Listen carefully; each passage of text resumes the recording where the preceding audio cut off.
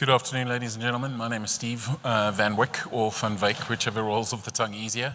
I currently head up the global team at SAP, which looks after technology and innovation within the S4 business, so the RISE organization, and we help our customers move from an on-premise world into cloud. Today we're going to talk a little around the need for change within businesses. We're going to give you a little bit of insight into what we're seeing with our customers, the ones that are moving from an on-premise world to RISE, because this is a little distance, I don't need those anymore. We'll talk a little around the North Star for SAP, so what is the strategy from an SAP perspective around cloud, a bit around the customer journey, the RISE with SAP methodology, so the customers that are moving from an on-premise world into the cloud space, what that looks like. We will touch a little bit on the cleaner core environment and why it's so important when you're looking in the cloud scenarios. We'll touch on the integrated toolchain, which is some of the tool set which will help you accelerate to cloud. And finally, right at the end, we'll bring it all together, so hopefully it makes a little bit of sense.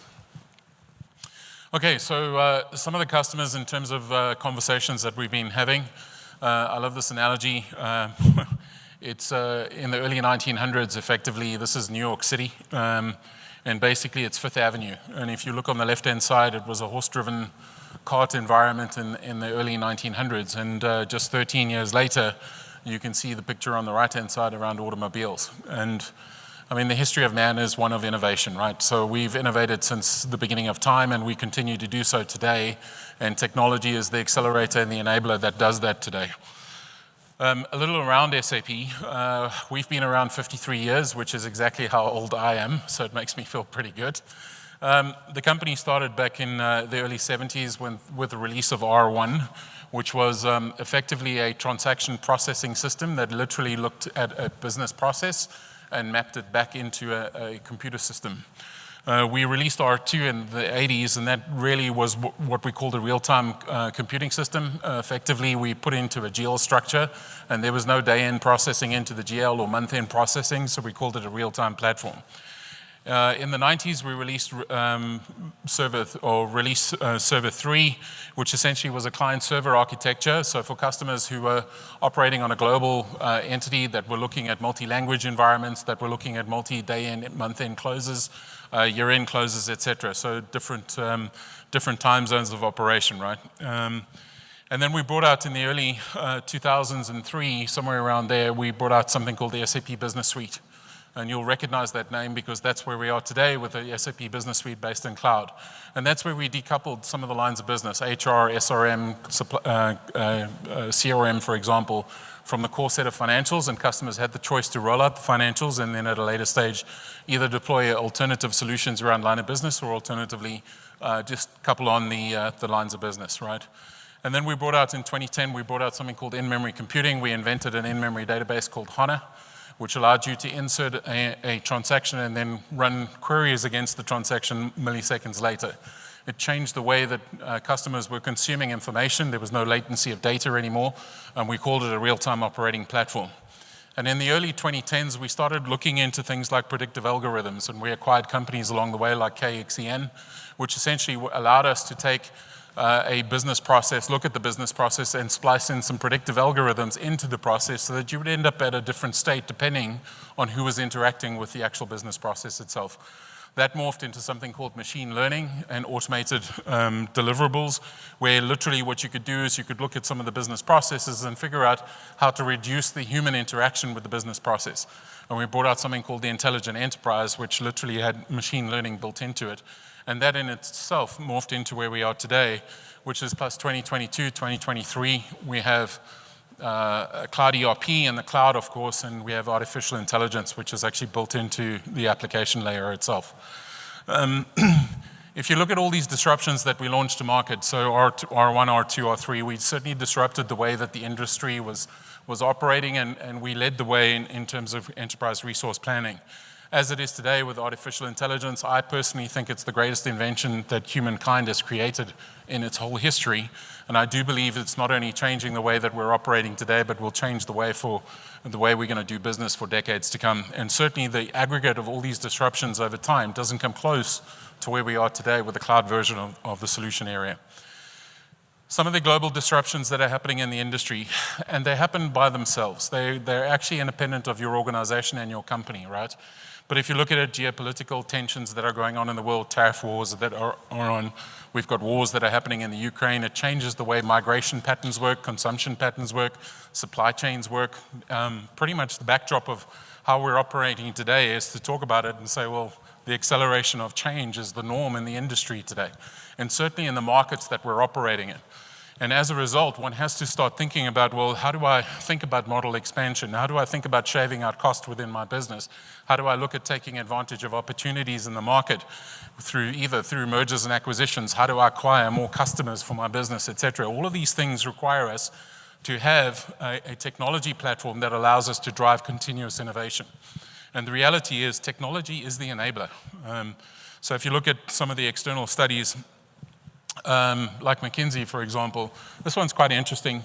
In the history of mankind, if I think about the S&P 500 companies over the last 20 years, since 2005 to 2025, only 7 companies are present in the same set of results.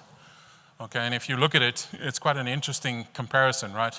Because actually technology companies are the ones that are accelerating into the top 20 companies for the last 25 years.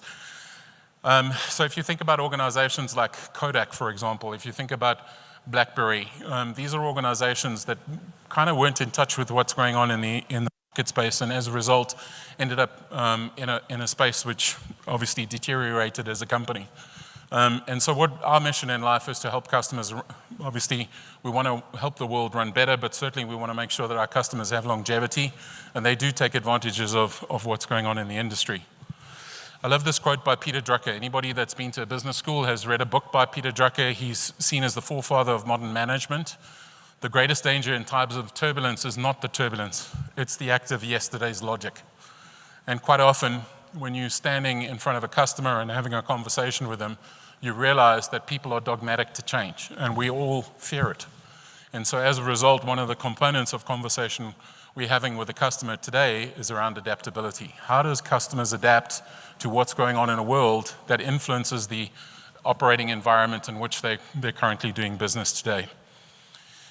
I put this up as an interesting analogy, right? So SAP still has an on-premise business. We still sell software on-premise, and we still have customers that we manage enhancements and upgrades with. The light gray line in the middle is in fact the enhancement release over a period of time. So we release that to market. That's the on-premise target adoption, and the gray line underneath is when customers actually spend the time adopting it, which, by the way, has a gap of up to 7 years.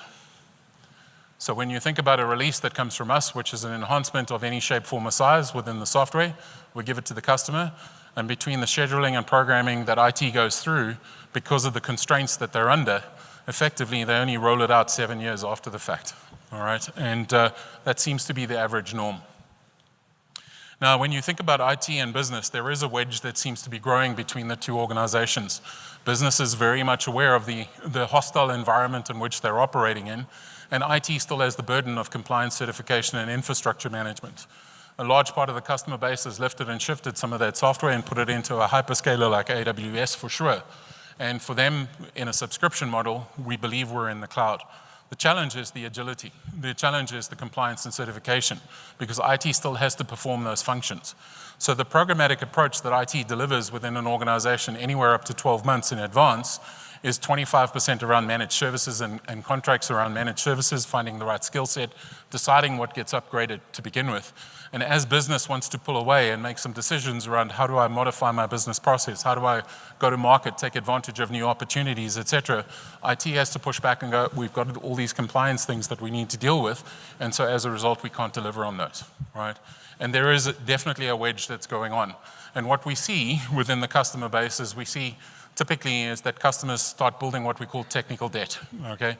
So effectively, they go out to the business, they go out to the world, business goes out to the world, they've got some departmental budget, they go and buy some software and they start implementing stuff themselves, and then try and figure out on how the integration works, and that's where you get the technical debt starting to grow within the business. There are challenges in when a customer then need to think about how do I upgrade, how do I move forward with innovations, and that then speaks to the 7-year lag in terms of the innovation.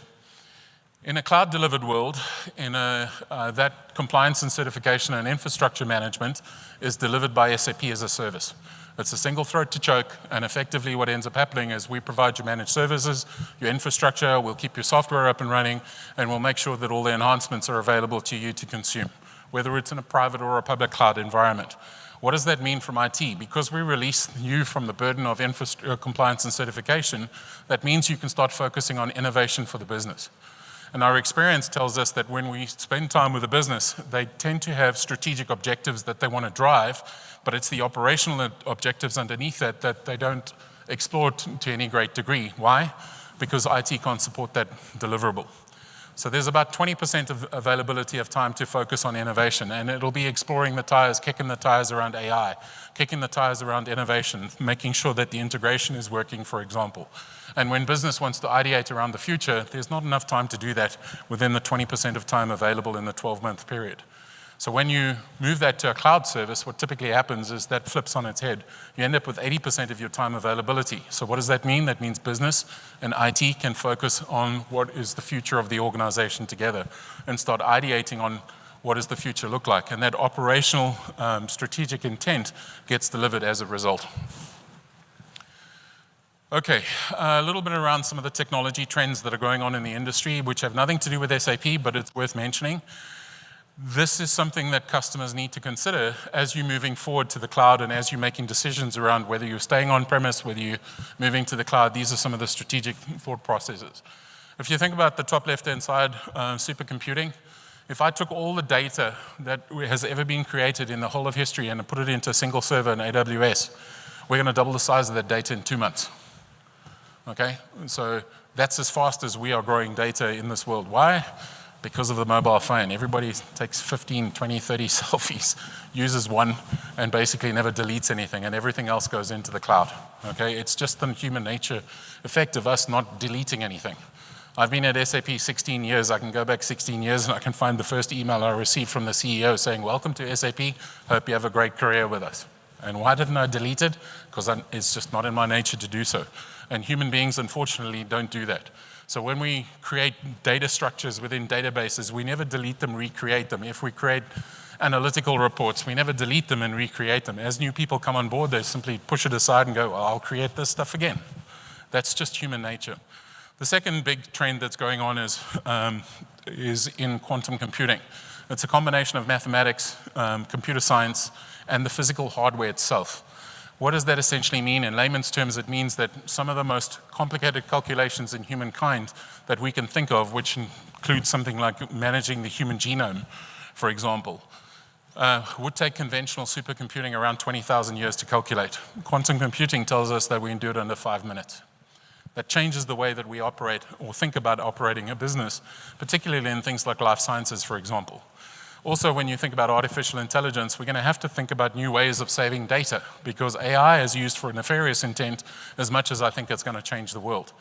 It takes AI approximately 3.5 seconds to mimic your voice, and it takes about 5.5 seconds to mimic your face. So picture this scenario. There is a bank manager who I don't know whether he's still currently employed in Europe, and he got contacted by an artificial intelligence, and it was well crafted and created to such a degree that he thought he was talking to his boss, and he ended up transferring $35 million in his banking system without proper authorization because his boss insisted that he did so. And it was done through an artificial intelligence. Now you can imagine doing that in a private capacity where you'll have your son phone you or daughter phone you going, "Hey, Mom, Dad, I apologize, but I left my wallet at home, I'm driving, can you give me my social security number? And because I got a credit card number and what have you, I can buy a whole bunch of stuff on your behalf, and it's more difficult to prove that you didn't purchase it versus you did." So AI is going to be a challenge. Cybersecurity is going to be very, very important for us to start locking down this data. So cryptography is going to be a new way of looking at how we're doing that. And that leads us to cybersecurity. 750,000 jobs available in the US alone in cybersecurity right now. Okay, and the reason for that is because it normally takes about 9 months to figure out that you've had a data breach. You only get about 4 months or 4% of the data back, 4 to 6%, somewhere around there. And the reality is that that is gone. Okay. Since I've joined and moved to the US, for example, I've had 4 breaches on my credit card. So I've had to cancel a credit card and redo it. And it's like, hold on, how do people get my data? Because I registered my home at a home mortgage company. I registered my name on a telephone line, and I've registered in a postal service, and I bought a motor car. And those four mean that my personal details are in public domain because it just gets sold by anybody in the business, right? And as a result, my details are out there. So interesting. There is a convergence of the physical and virtual world. Companies like Epic Games, for example, with these headsets, have spent over $150 million creating virtual real estate. Companies like Shopify have spent over $80 million trying to think about how it is that they're going to operate in an environment which is virtual. So I don't know if any of you use YouTube for any shape, form, or size, but the most frustrating thing is I look at more adverts than I do actually content in YouTube at the moment, unless you purchase a premium kind of environment, right? It's give us new avenue for revenue streams. So absolutely, the headset is going to be quite an interesting development moving forward. By 2026, apparently, 1/3 of the world's population is going to spend 3.5 hours a day on a headset. That's a significant amount of people. So it thinks about new avenues to doing business, right? The 5G network, well, because of the 5G network, there's no latency of connectivity. I can take a mobile device today, I can take a picture of something, immediately it hits my transaction system, I can consume it using AI and make decisions around it.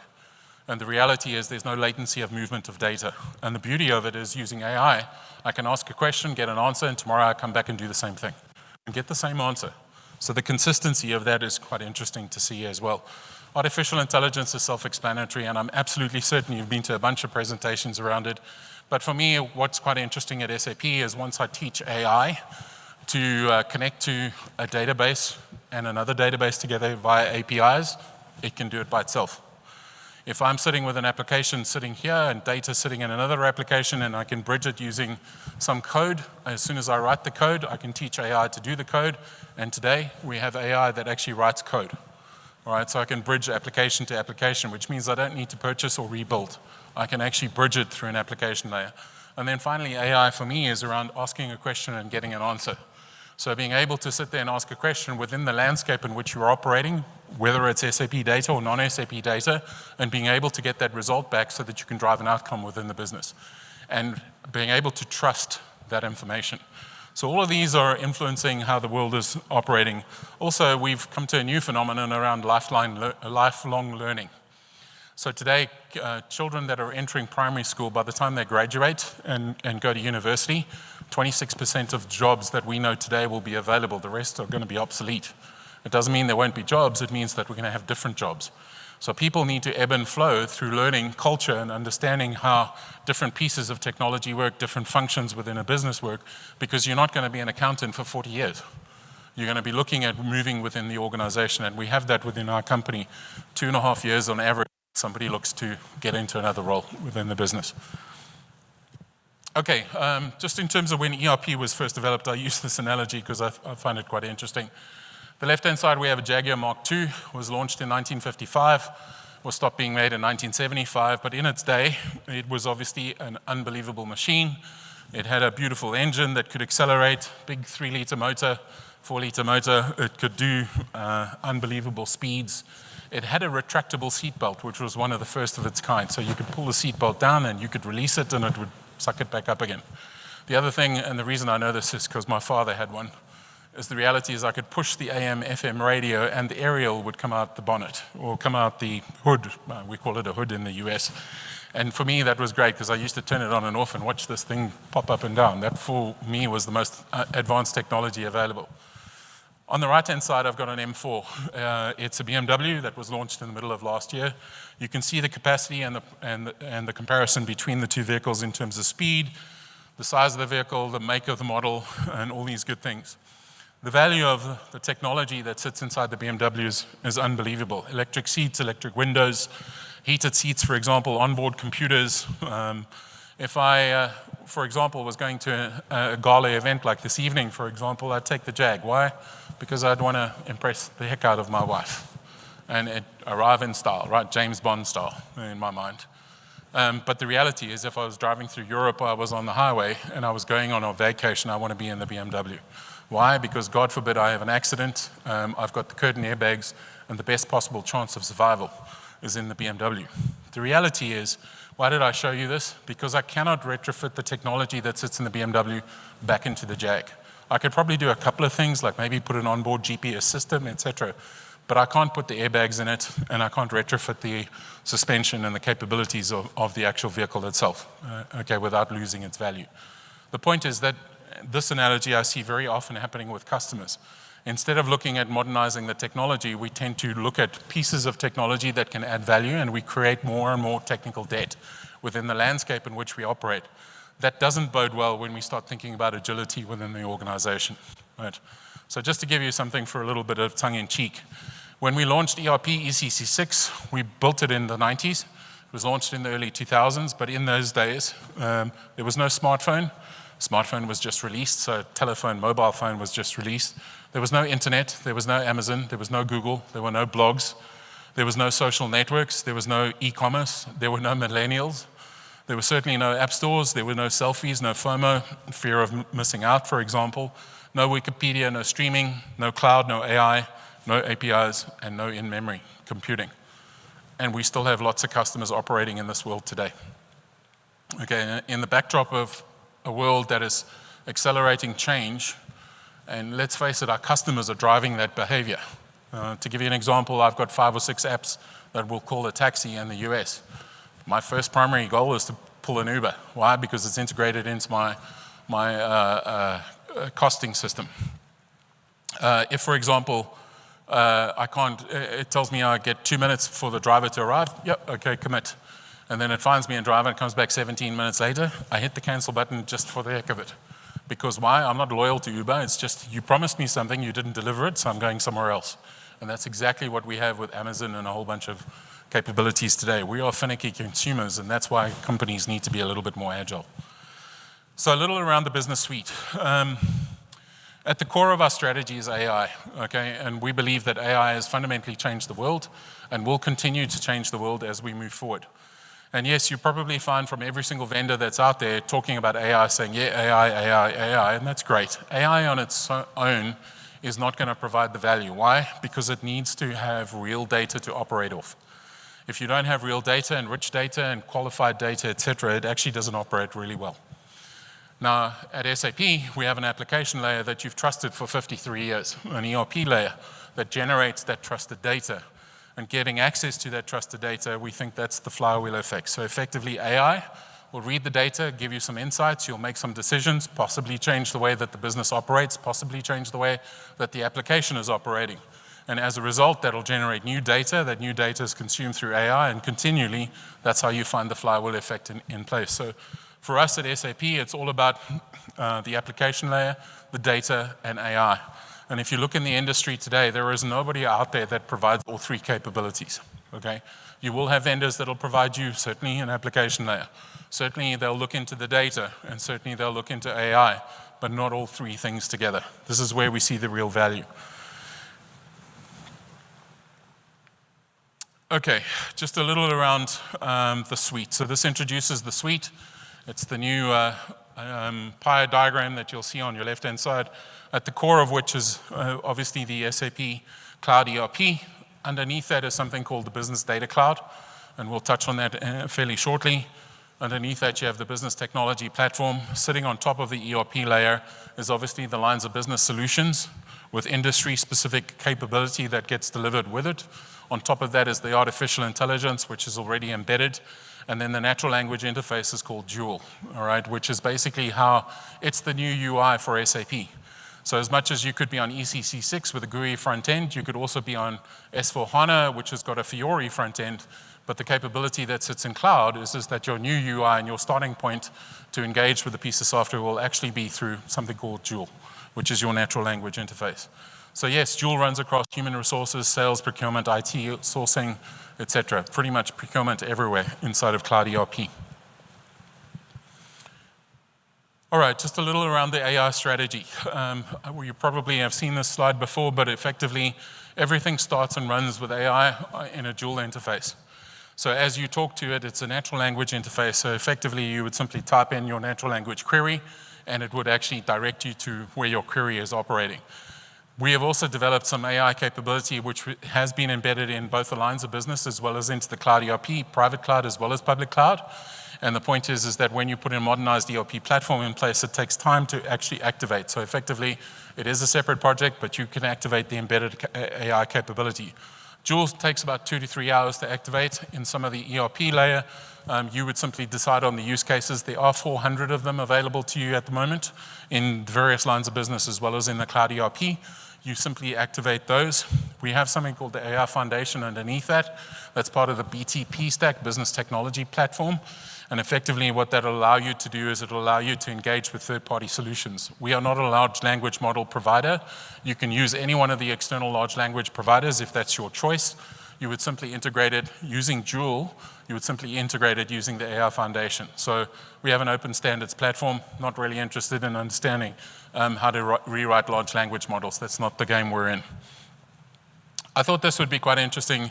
We released our Q3 results, and unfortunately the sound's not coming through, but anyway, you can see it's just natural language, asking some questions. Joule responds accordingly and gives you some answers.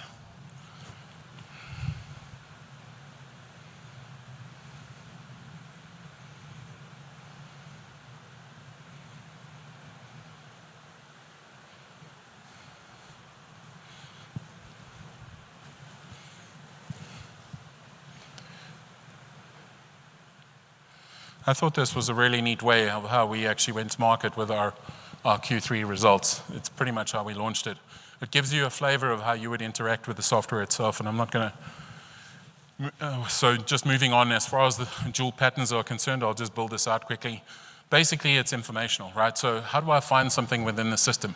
So for example, if I'm looking for credit notes, normally in a GUI front end, you would have to know where the screen is. You would have to navigate through the menu system to get to where it is that you need to operate. Within Joule, you're simply asking a question and getting an answer. That's the navigational one. That's the second one. The first one is around, for example, if I'm taking customers out to dinner, I have some compliance issues I need to deal with. So am I doing a deal with a customer? Is it a public sector customer? How much money can I spend, right? At the end of the day, in the past, I would have to get a hold of, I would have to create a ticket, send it off to HR going, I'm taking some customers out, this is the circumstance, this is what's going on, can you tell me how much I'm allowed to spend? Once I get that information, I send it on to my manager saying, is it part of the budget, can I spend it, yes or no? Manager says yes. If for some unknown reason I go over that spend at nighttime, I have to pay for the difference. Okay, so I want to be careful about how I do that. Inside Joule today, I can take my mobile phone going, I'm going out to dinner, I'm spending, there's 10 people, I'm in Orlando, I'm in Las Vegas, and I'm going out to dinner with a customer. How much money can I spend? And it'll come back and tell me straight away. And if I want to, it'll ask me, it'll say, do you want your manager's approval? Yes. And it'll auto reroute to the customer, to the manager who has to reroute. That saves me weeks of time, right? We've explained the navigational. Transactional is, for example, I see some credit notes coming through from a customer or an angry email. Okay, so it's going to say simple things like, you promised me a delivery, I ordered some stuff, I've paid for it, you've sent me an invoice for it, but only half was delivered, what's going on? Now, in a normal set of circumstances, I would have to engage with a credit control clerk, I would have to engage with the sales guy, I would have to engage with the delivery person, etc., right throughout the supply chain of selling, or the supply chain of delivery. And what will happen with transactional capabilities is Joule will actually navigate to all of those things, pull them all up for you so you can make an informed decision. And then we'll ask you, do you want me to write the email to apologize to the customer? Or do you want to send the customer the next order? Or what's the response that you... So it'll actually give you the conclusion of the transaction. Saves you a significant amount of time. And then analytically, I think this is probably one of the most advanced capabilities that exist within the suite, is about being able to ask a question and get an answer. Typically, we spend a lot of time capturing information into a transaction system and then trying to extrapolate that, contextualize it, and put it into the hands of decision makers so that they can make decisions effectively as possible. So we are people that create thousands of reports and send it to hundreds of people within the business, etc. And again, we don't manage that landscape. On an AI landscape, what is interesting is you can simply ask a question, it'll execute the response, give you an understanding, and you can make a decision on it. You can even forward it and collaborate with other individuals on the same decision point so that you can deliver on it. Because tomorrow I can ask the same question and I can get the same answer. So again, improving the way that you operate within the business. So we believe that you will save as much as 30% operational value by utilizing something like Joule within the suite at SAP. Okay, AI agents, and I know you've probably been to some presentations on agentic AI, but that for us is the next layer up. So effectively, we've created AI agents already sitting inside of the lines of business. But for us at SAP, it's simple enough to say that, look, we recognize that decisions that are made within the organization run across the business. It runs across finance, runs across supply chain, runs across procurement, runs across all these decision makers. And as opposed to getting decisions out of each of those individuals, you can have an AI, agentic AI, coordinating with AI agents that already exist.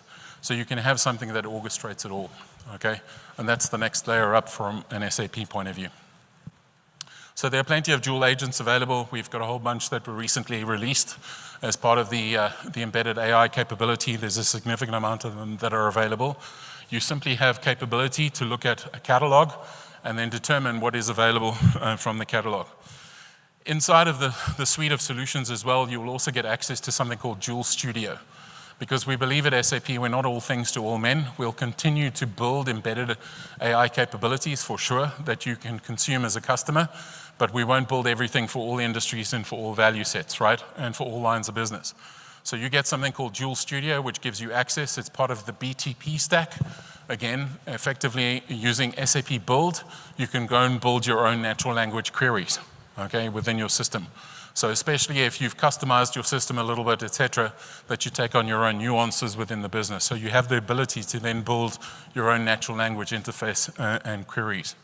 And I mentioned a little earlier, you get the opportunity to discover, manage, and govern all of the agents in one place, whether it was SAP created, whether you created it, or whether it was custom created by a non-SAP customer, or excuse me, from a partner's point of view. So literally you get the ability to look into, I'm looking for financial embedded AI capabilities, what does that look like? And it'll show you the availability that is applicable, yes or no, and you can then choose to deploy it or not. So certainly something else that exists within some of the agent mining in a solution set called Signavio.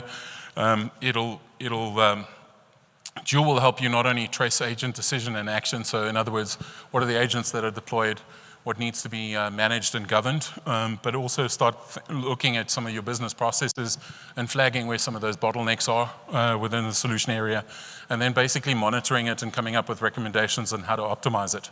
So this is AI that's embedded in the actual business process management technology called Signavio. And what we've done at SAP is we not only talk about how customers are consuming it, we're actually embedding it in our own lifestyle, our own application, our own internally at SAP. So we're consuming our own software. So we talked about AI. We're going to talk a little bit about the data piece. And SAP at the beginning of last year had to make a decision around the data, because what we were noticing is that a large part of the customers were moving into the data and extrapolating the data into third-party solutions, trying to build contextualization on the data and putting analytical solutions, and yes, in some cases even AI capabilities on the front end, and trying to deliver that to the business as providing. And so we made a decision to fundamentally change the SAP strategy, which was we built the contextualization for you. We launched a product called Business Data Cloud, and effectively that creates a semantic layer that sits on top of SAP. So if you're looking to run a query or you're looking to understand anything in terms of either line of business or at the ERP layer, you work through BDC. And BDC is a zero copy capability. So effectively, on the front end, on the back end, we've built the data products for you. There's 200 data products that have been pre-built. So in other words, the source to target mapping has already been done for you. And you simply embed the data product. And effectively what you would do is when you run the query on the front end, whether it's an analytical query, whether it's whether it's an AI query, etc., it basically understands where the data resides. Not only that, we have a relationship with a company called Databricks, which essentially allows us to actually access third-party data or non-SAP data. So effectively what you have now is this capability in BDC to say, well, I'm looking for, if the customer is using an HR tool that's outside of SAP, for example, I'm looking for my cost comparison by employee, for example. I'm going to be pulling from my financial system, which is going to come through BDC, and I'm going to be pulling from an external third-party HR product or solution utilizing Databricks, and I can get a viewpoint on what's going on within the business. Again, AI is applied on the top of that, and so what we've also then decided to do is build what we call intelligent applications. So we're creating an HR application, we're creating a finance application, we're creating a procurement application, which basically fundamentally aggregates all the data for you. Again, we're not copying the data into a third-party solution. So in an AWS environment, for example, when you're sitting in a hyperscaler, we're not lifting and shifting the transaction data and replicating it into an enterprise data warehouse. What BDC also does is it gives you access to your data warehouse already, BW, that's already deployed. So I know 2033 is when BW comes to an end from a support point of view. What this does is it sees BW as another data source and will aggregate or do zero copy data as you need it. So if you've got all your SLTs, which have been programmed into your BW environment, you can continue to use it and extend the lifespan of the work that's already been done.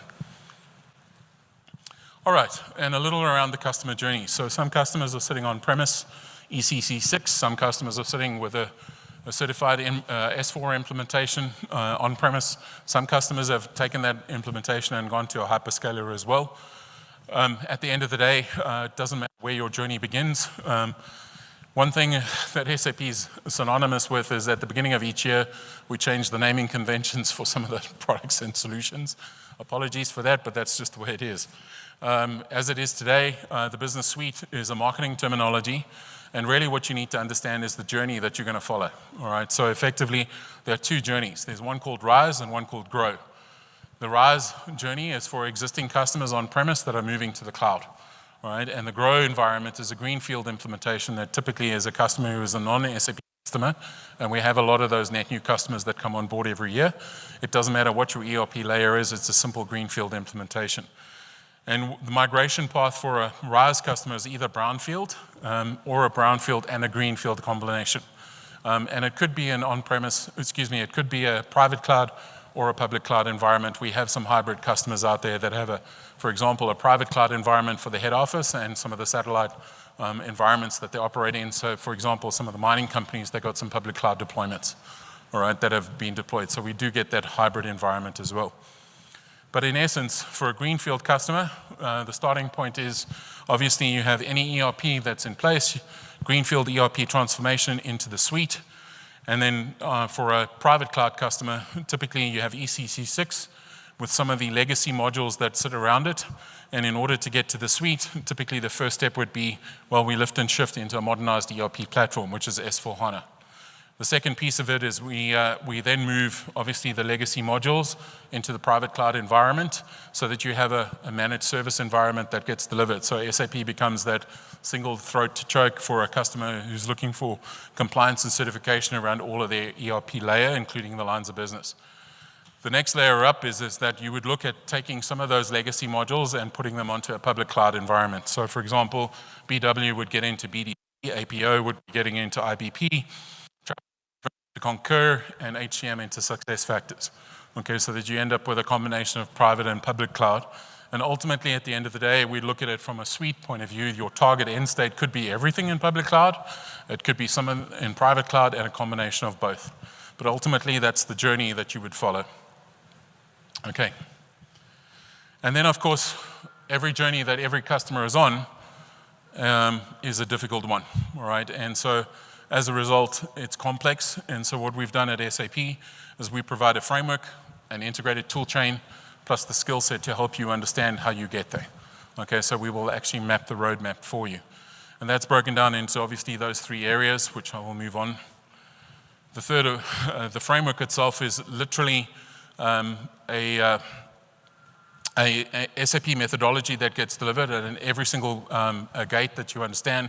From the engagement to the delivery of the solution area, you would understand the roles and responsibilities of SAP, the roles and responsibility of you as the customer, as well as your partners. You get something called the Cloud Adoption Framework, which gets delivered, where basically you get to understand the visible steps to actually move to cloud. The second piece of it is you will get an integrated tool chain. Okay, and the integrated tool chain is part of the procurement process that you would go through with SAP. But effectively, there's an integrated technology which helps you with your transformation, and I'll explain that shortly. And then finally, you get expert guidance, right? Not only from SAP, but we have a bunch of partners out there that have gone through certified training. I want to touch on the clean core a little bit, because it is an important part of the journey that you're on, right? So what is clean core? It's essentially, most customers, what they've done is taken ERP, in ECC6, for example, and they've customized it to the ENIAC. So they've looked at a business process, the original implementation went, go to an SI, look at the business process I have, look at what's standard within SAP and modify it as much as you can, okay, in order to suit the business process.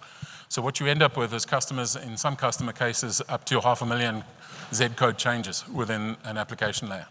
Now, to move that into a cloud environment, and that also hinders things like upgrades, et cetera, to move that into a cloud environment is a real challenge, okay? So how do you deal with it? The idea is that you want to get it as standard as possible and decide what is nuanced for the business that you need. So typically, you in a brownfield implementation, you would look at it and say, well, how do I get the core clean? All right, and the second piece of it is how do I keep it clean? All right. And you have two options. In a greenfield implementation, which is grow, you simply have to keep the core clean, essentially. But you have two options. You either create custom code and you build it in a public cloud server called BTP, which sits next to your private cloud environment. So all your functional calls, et cetera, happen on the public cloud server, which is fine, no issue. If there's a communication protocol issue between the two servers, you can actually build it on stack. So we have it off stack as well as on stack. Off stack being on a BTP environment, and typically those things are turned around in a few weeks, so it's not difficult to do. So essentially part of the clean core methodology is looking at it going, what needs to be modified, what needs to be made S4 ready, what is some of the code that we can get rid of, because up to 40% of the code that's being deployed, because nobody deletes anything, you can simply toss because you're not using, all right? And we would help you through that process. And certainly there's some white papers out there which show customers, listen, this is how you would approach a cleaner core environment. Some customers do it up front, so before they move through the transformation to S4, some customers do it post the fact, so they do a greenfield implementation and then they start moving data across and start figuring it out from that point of view. It makes it more difficult, certainly, but certainly palatable. So either or, whichever works for you as a customer.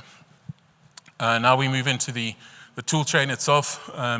The integrated tool chain, and with that, some of the integrated tool chain that you will get access to is a business process mining solution, which deals with processes, applications, and people.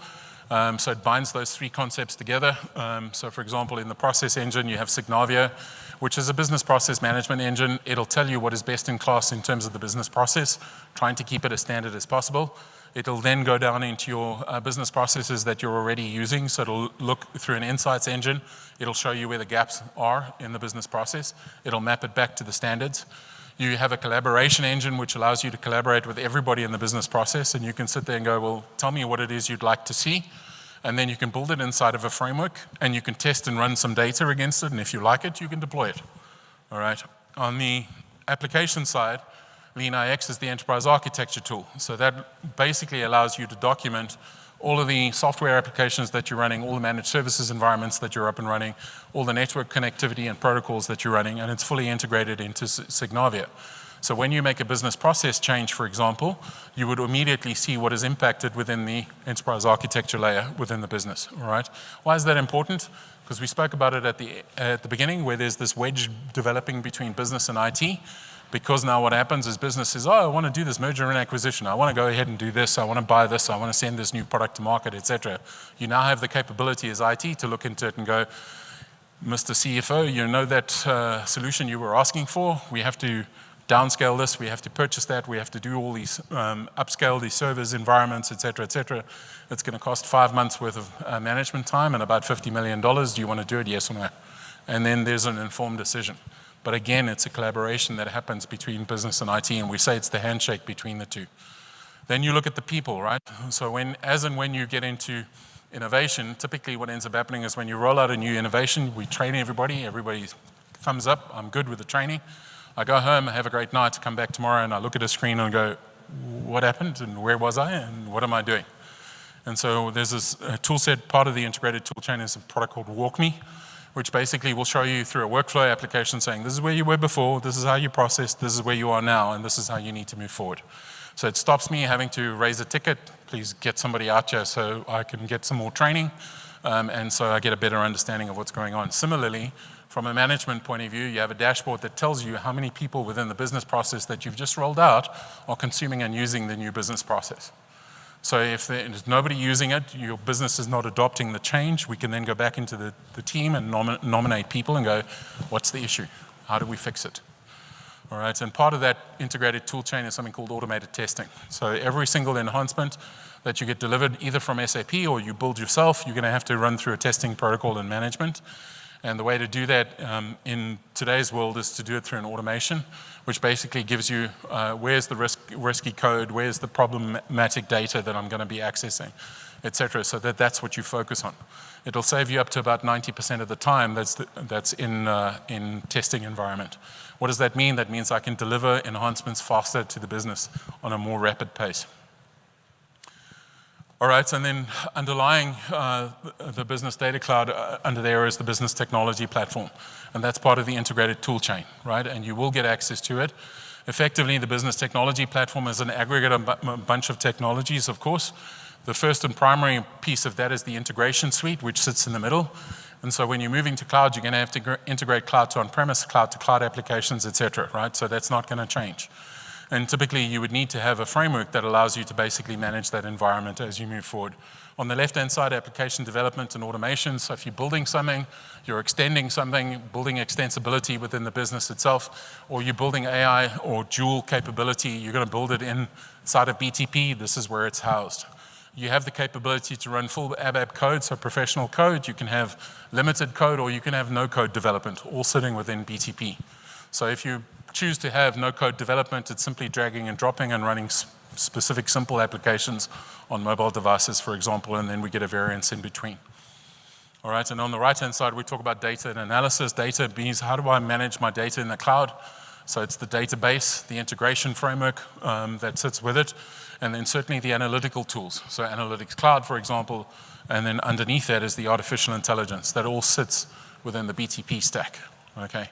And so as a result, customers, as they purchase, would consume that. And in summary, I think this will be how we bring it all together. So to me, and to SAP, there is a transformation program to go through and an innovation program.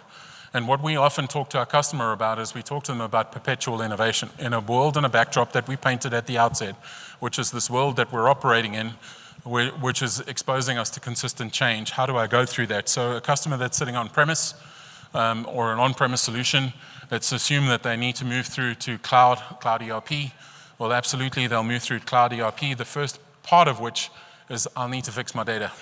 I'll need to look at the data, what's managed, what's governed, what's clean, what's unmanaged, what's deduplicated, what needs to be, what's missing in terms of the data. Data integrity is the fundamental science or fundamental basis of how you're going to consume information within the business, right? So, and we spend a lot of time, effort, and money taking information out of the transaction system, loading it into a warehouse, and then putting analytical tools on the front end for that information.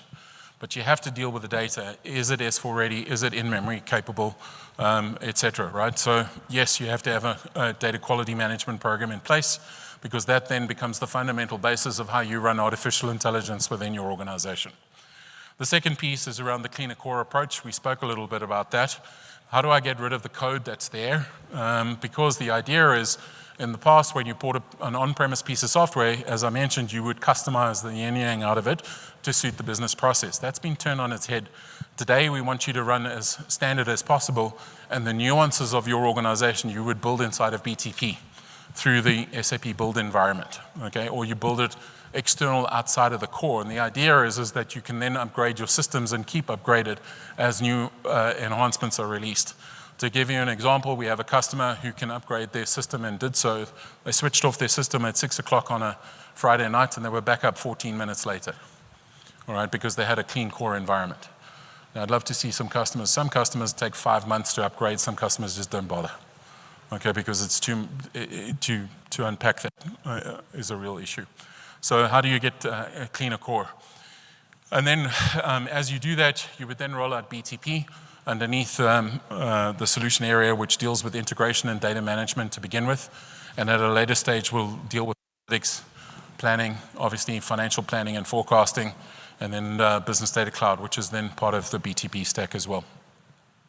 We talked about the integrated tool chain, so the business process management engine and the enterprise architecture. You would roll out Signavia, you would roll out LeanIX, you would roll out WalkMe, and then the development or the testing tool is Tricentis, which is a third-party tool, but nevertheless one that we love using because it integrates directly into COM. With that, you will also get capabilities to run AI application accelerators, some that are built in Signavio that we discussed, and some that are built inside of BTP as well. So the idea is to help you transform as fast as possible, within boundaries, of course. And with that, you would get the methodology that goes with it. So that's the Cloud Adoption Framework as well as the SAP methodology. And I mentioned earlier that the Cloud Adoption Framework spells out the roles and responsibility of you, the partner, or partners, as well as SAP in every stage of the implementation. And then finally, that sits on top of SAP Application Lifecycle Manager.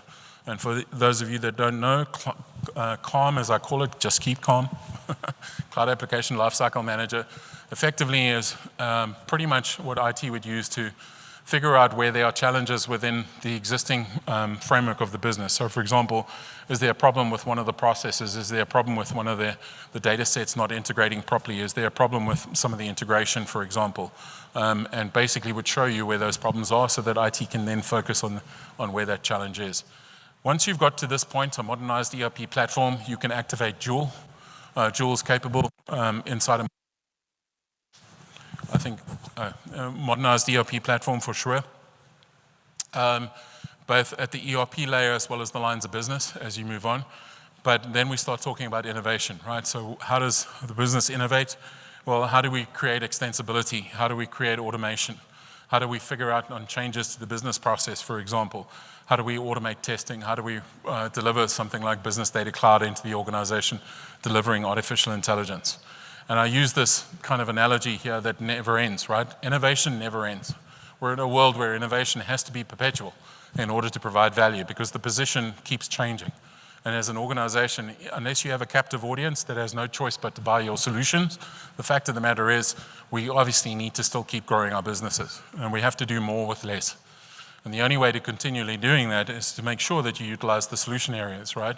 So the integrated toolchain will remain within the business and gets continued to be used. AI on the business process engine will show you where there are still further bottlenecks that start developing within the business. And over time, you get that capability to drive. All right, and then finally, you start talking about things like artificial intelligence, the rollout of Joule, augmented analytics, for example. How do you automate things and how do you build extensions inside of BTP?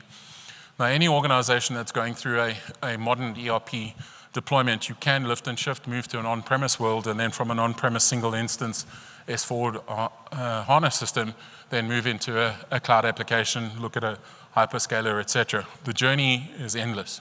From an SAP point of view, we would help you define what that looks like. So we would spend time with your organization first figuring out where your innovation strategy is and what your culture within your business is.